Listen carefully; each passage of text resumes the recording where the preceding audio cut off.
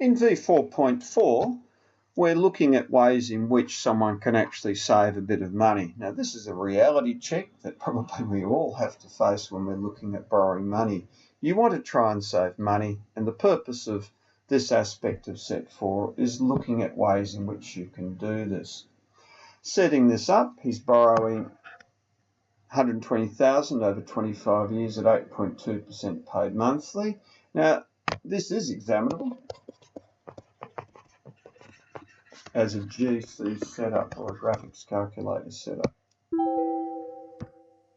Now I've set my calculator up, 300 repayments, 8.2%, 120,000, and whilst my figure has already been given, you'll see that the payment figure there, $942.13, future value of 0, payments per year 12, compounding year 12, and meaning we pay at the end of the month or end of the payment period.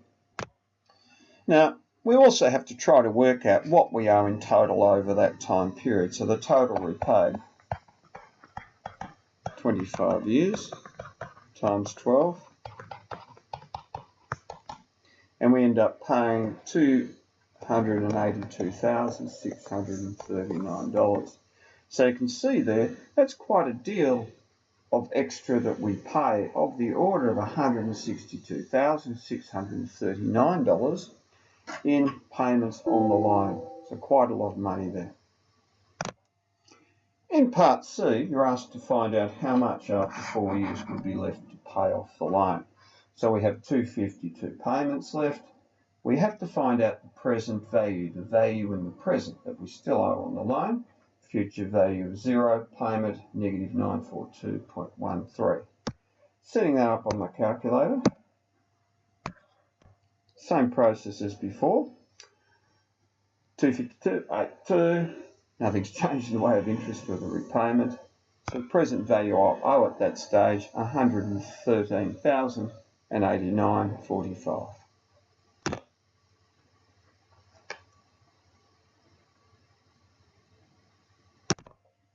In Part D, you're asked to work out how much principal has been paid off to this time. Now, you can realise pretty quickly in this work that you only pay a small amount of principal off early in the loan, because the amount of money you've got outstanding will incur a lot of interest. So to find the principal paid off, $120,000 less the figure I had in D.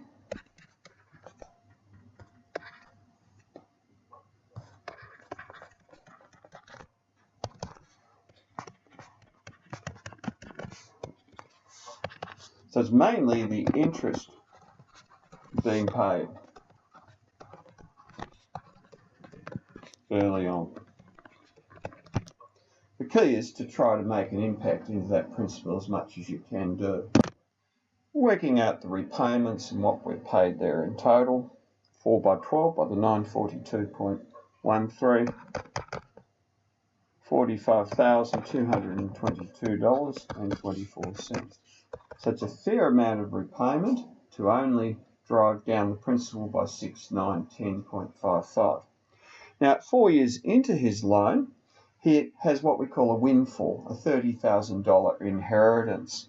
So he will still have to pay the figure we had from Part C.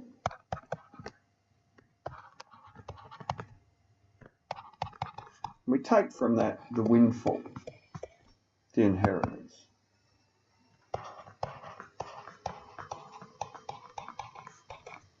Events like windfalls, which make a total dent in the principal, will seriously change the amount of money that he will be owing on the loan.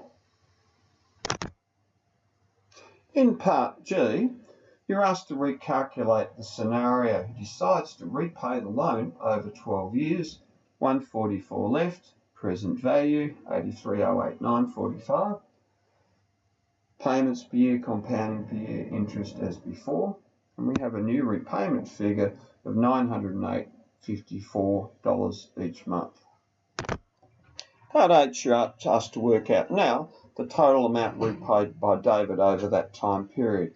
That's the figure you got in E, the windfall that goes straight into the principal, and 144 lots of the repayment figure.